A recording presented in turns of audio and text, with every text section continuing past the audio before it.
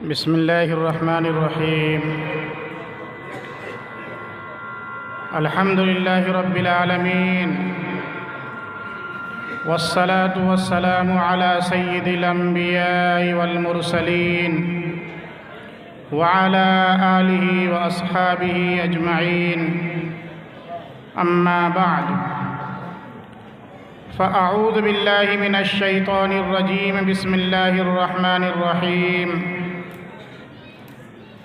والذين جاهدوا فينا لنهدينهم سبلنا وإن الله لمع المحسنين. وقال تعالى في موضع آخر: وفي ذلك فليتنافس المتنافسون.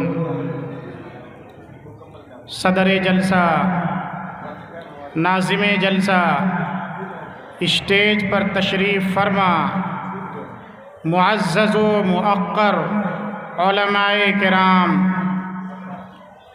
باشندگان بابوان، اطراف و اکناف سے تشریف لائے ہوئے بزرگوں، نوجوانوں، بچوں، پردہ نشی خواتین، میری ماؤں اور بہنوں، اور مدرسہ تحفیظ القرآن کے نونہالوں اور عزیز بچوں،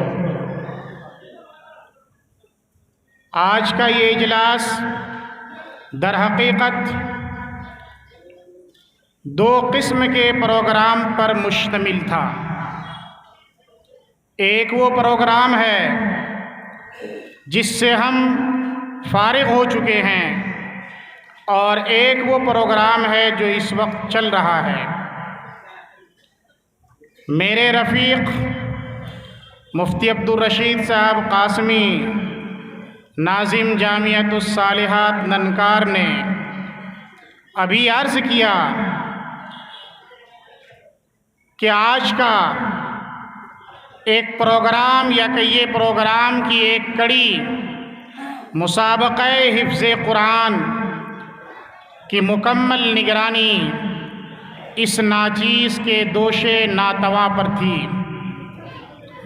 پروگرام کیسا رہا، کس طریقے پر رہا، کتنا کامیاب رہا، یہ فیصلہ تو اصل سامعین کو کرنا ہے، لیکن بحیثیت نگراں میں یہ کہہ سکتا ہوں کہ پروگرام کی اصل کے اعتبار سے، چونکہ یہ پہلی نشست تھی، پہلی کڑی تھی، سال گزشتہ ہی کیف متفق اس کا آغاز ہوا، اس کی ابتدا ہوئی، اس کا افتتاح ہوا، اور باضابطہ طور پر آج کی یہ مجلس مسابقہ حفظ قرآن کے نام سے منعقد کی گئی. اس اعتبار سے کوئی بھی کام جب ابتداءً کیا جائے، پہلی دفعہ کیا جائے، تو یقینی طور پر ملا جلا رد عمل ہوتا ہے، اس میں کمیاں اور خامیاں بھی ہوتی ہے. یہ ایک انسانی فطرت ہے، غلطیاں ہوتی رہتی ہیں، لیکن مجموعی اعتبار سے جو تاثر ہے وہ یہ کہ بحمد اللہ طلبہ عزیز نے بہتر طریقے پر اور اچھی طریقے سے اپنی مافی ضمیر کو، اپنی یادداشت کو پیش کرنے کی کوشش کی، اور اس میں کافی حد تک کامیاب بھی ہوئے. آج کا یہ پروگرام جیسے کہ عرض کیا کہ 4 فروع پر مشتمل تھا. پہلی فرع عامہ پارہ، اور دوسری فرع 1 تا 5 پارے، تیسری فرع 1 تا 10 پارے، اور چوتھی فرع مکمل حفظ قرآن. یہ کوئی بچوں کا کھیل نہیں ہے، بازیچہ اطفال نہیں ہے، بچوں کا گھروندہ نہیں ہے کہ جس طریقے سے بچے کھیل کر کے گھر بناتے ہیں اور اسے ختم کر ڈالتے ہیں، ایسے ہی شاید کھیلتے ہوئے بچے قرآن کریم کو یاد کر لیتے ہوں، اسے حفظ کر لیتے ہوں۔ ان کے لیے بڑی محنت، جافشانی، جد و جہد، رات کو جگنا، فجر سے پہلے اٹھنا، اساتذہ کی محنت، ارباب جامعہ کی محنت اور دعائے نیم شبی، ان تمام کا عمل دخل ہوتا ہے، تب جا کر کے کوئی بچہ حافظ قرآن بنتا ہے۔ حفظ قرآن یہ ایک ایسی عظیم نعمت ہے کہ حقیقت کے اعتبار سے اس کا انعام، اس کا اکرام، اس کا اعزاز اس دنیا میں ممکن نہیں ہے۔ اصل اعزاز اور اکرام تو کل قیامت کے دن کیا جائے گا۔ ان کے والدین کے سروں پر ایسا تاج سجایا جائے گا جس کے تعلق سے حدیث میں وارد ہے کہ ضوءہ احسن من ضوء الشمس، کہ اس کی روشنی سورج کی روشنی سے بہتر ہوگی۔ لو کانت فی بیوتکم، کہ اگر سورج کو تمہارے گھر میں رکھ دیا جائے تو اس وقت وہ سورج کتنا روشن ہوگا، اس سے کہیں زیادہ روشن تاج ان کے والدین کے سروں پر سجایا جائے گا۔ فما ظنکم بالذی حفظ القرآن یا عمل بالقرآن، تو جو حافظ قرآن بنا، جو عامل قرآن بنا، اس کا کیا اعزاز ہوگا، کیا اکرام ہوگا۔ اس لیے عظمت قرآن یا حفاظ قرآن کی تکریم اور تعظیم کے لیے آج کی جو نشست منعقد کی گئی ہے، یہ صرف اور صرف ایک رسم کی ادائیگی ہے۔ ان کی عظمت اس قسم کے جلسوں سے ظاہر نہیں کی جا سکتی۔ ہمارے ان والدین کے لیے بڑے فخر کی چیز ہے جن کے بچے حافظ قرآن بن رہے ہیں۔ آج ہمارا المیہ یہ ہے کہ ہمارا کوئی بچہ اگر پی ایچ ڈی کرتا ہے، آئی ایس کی ڈگری حاصل کرتا ہے، آئی اے پی ایس کرتا ہے، غرض کے دنیاوی اعتبار سے تعلیم میں ترقی کرتا ہے، تو اس کے لیے ایڈورٹائز کے مختلف طریقے اختیار کیے جاتے ہیں، اخباروں میں دیا جاتا ہے، ٹی وی چینل والوں کو بلایا جاتا ہے اور میڈیا کے ذریعے سے اس کی تشہیر کی جاتی ہے۔ لیکن ہمارے ان حفاظ کرام کو اس طریقے سے اعزاز نہیں بخشا جاتا۔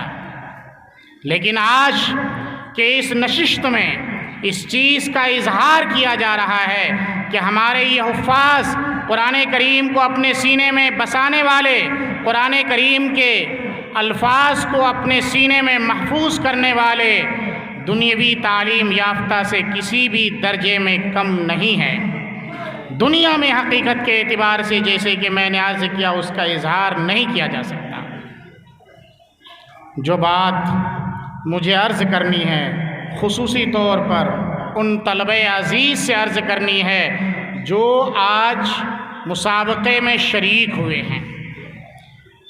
مسابقے میں جن طلبہ عزیز نے کامیابیاں حاصل کی ہیں، امتیازی نمبرات حاصل کیے ہیں، وہ یہ نہ سمجھیں کہ یہ کامیابی کی آخری اسٹیج ہے اور آخری منزل پر ہم پہنچ چکے ہیں۔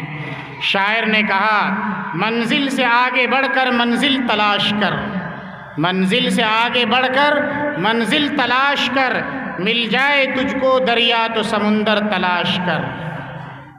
ہر شیشہ ٹوٹ جاتا ہے پتھر کی چوٹ سے، ہر شیشہ ٹوٹ جاتا ہے پتھر کی چوٹ سے، پتھر ہی ٹوٹ جائے وہ شیشہ تلاش کر۔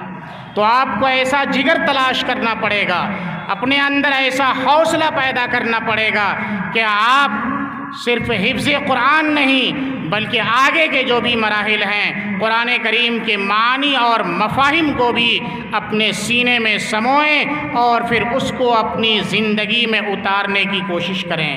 تبھی جا کر کے اصل کے اعتبار سے آپ کا اعزاز ہوگا، اور جو انعامات عند اللہ ملنے ہیں، کل قیامت کے دن جن انعامات سے آپ محظوظ ہوں گے، جس کی کوئی قیمت دنیا والے ادا نہیں کر سکتے، اس کے حقدار ہوں گے۔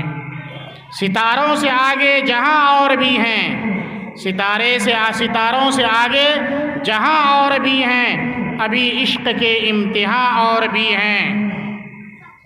تو شاہی ہے پرواز ہے کام تیرا، تو شاہی ہے پرواز ہے کام تیرا، تیرے سامنے آسماں اور بھی ہیں۔ یہ آپ کی آخری منزل نہیں ہے، یہ آپ کا آخری ٹارگیٹ نہیں ہے، یہ آپ کا آخری ہدف نہیں ہے، ابھی یہ کامیابی کی پہلی منزل ہے، پہلی سیڑھی پر آپ نے قدم رکھا ہے، ابھی آپ کو اور بھی آگے بڑھنا ہے۔ اللہ آپ کو ترقیات سے نوازے۔ قابل مبارکباد ہیں برادر محترم حضرت مولانا اکرام الحق صاحب قاسمی، جنہوں نے تحفیظ القرآن قائم کر کے اہل بابوان پر ایک بڑا احسان عظیم کیا ہے، اہل بابوان پر بڑا احسان کیا ہے۔ قرآن کریم کے جو فضائل ہیں انہیں بیان نہیں کیا جا سکتا۔ ظاہر بات ہے کہ اللہ تبارک و تعالیٰ کا کلام ہے، اور کلام الملوک، ملوک الکلام، بادشاہوں کا کلام، کلاموں کا بادشاہ ہوتا ہے۔ یہ تو شہنشاہ، بادشاہوں کے بادشاہ، خالق کائنات کا کلام ہے۔ دنیا کی کوئی قوت اور کوئی طاقت اس کی نظیر پیش نہیں کر سکتی ہے۔ تو یقینی طور پر آپ نے اس کلام کے لیے، اس کلام کو یاد کرنے کے لیے اس ادارے کا قیام کیا، قابل مبارکباد ہیں۔ اور اہل بابوان بھی جو اس ادارے کو محبت کی نگاہوں سے دیکھ رہے ہیں وہ بھی قابل مبارکباد ہیں۔ ہم یہ امید رکھتے ہیں کہ اسی طریقے سے اہل بابوان اپنی محبت کی نگاہوں سے اس ادارے کو دیکھتے رہیں گے اور ہر ممکن تعاون کرتے رہیں گے۔ جو باتیں ہم نے عرض کی ہیں خصوصی طور پر طلبہ عزیز سے میں یہ امید رکھتا ہوں کہ ان پر عمل کرنے کی کوشش کریں گے۔ اللہ تبارک و تعالی ہمیں ان باتوں پر عمل کرنے کی توفیق عطا فرمائے۔ وما علینا الا البلاغ۔